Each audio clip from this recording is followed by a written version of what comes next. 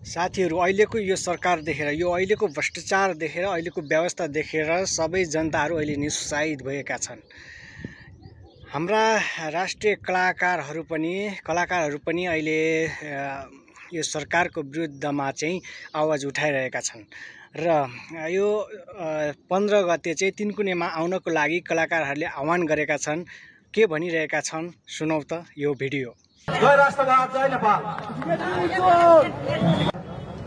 त्यसमा चाहिँ नि अब सरकारी पक्षका मान्छेहरू पनि भेला हुने भनेर जानकारीमा आएको छ, सुनिरहेछौँ, विभिन्न मिडियाबाट हेरिरहेछौँ।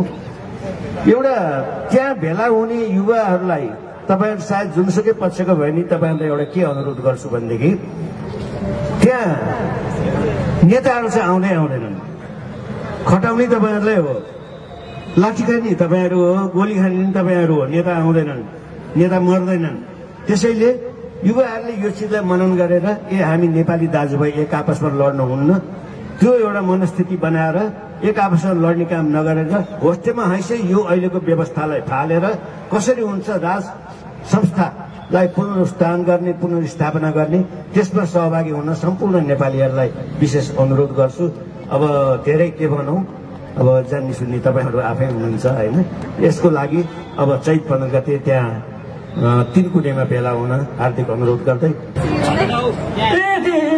तिमलाई केही भए भोलि बगाई छड्छौ रगतको होली, ए तिम्रो माया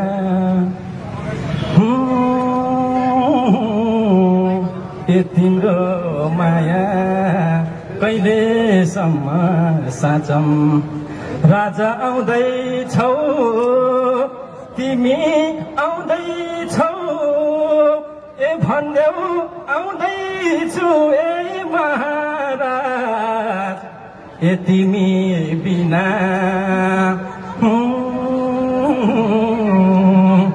ए आफै भन हो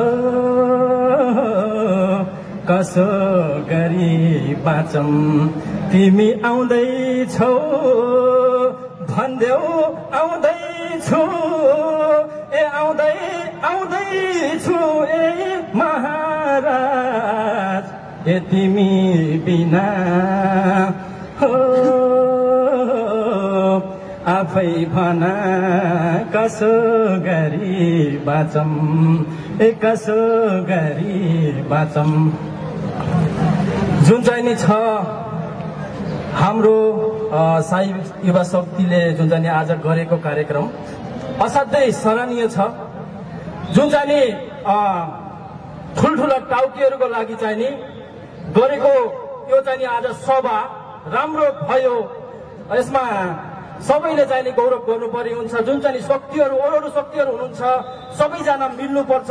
राजा ल्याउनको लागि, राज संस्था पुनर्स्थापना गर्नको लागि जति पनि शक्तिहरू हुनुहुन्छ एकजुट हुनुपर्छ भनेर मैले यहाँबाट चाहिँ नि भन्न चाहन्छु।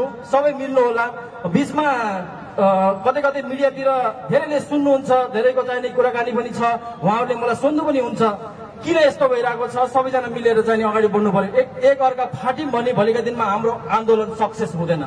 यो कुरा चाहिँ नि आज पनि देख्न सकिन्छ। जुन चाहिँ नि सबैजना मिल्यो भने हामीले अवश्य जित्नेछौँ।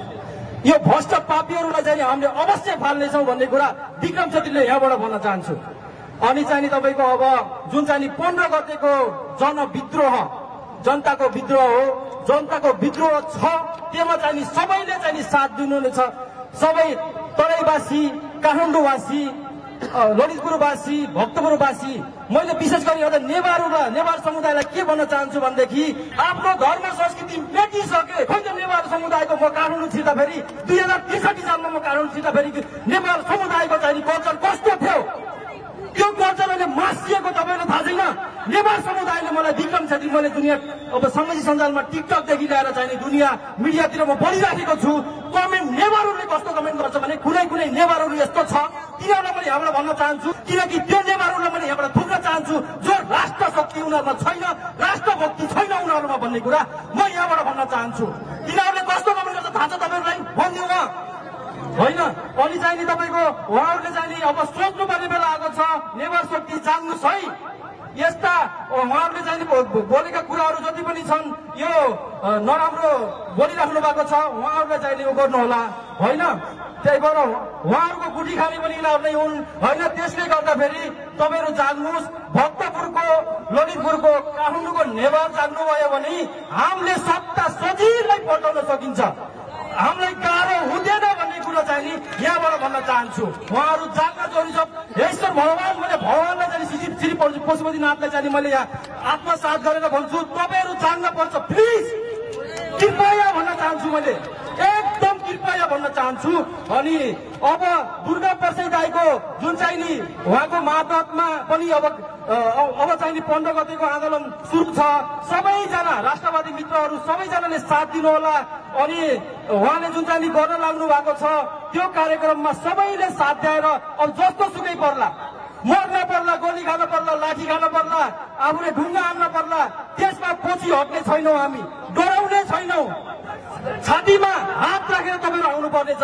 हुन्न कारबाही दोषीलाई अन्त झै भइने हो कि निर्मला पन्त झै म्याउ बिरालो म्याउ म्याउ बिरालो सधैँ फिरालो।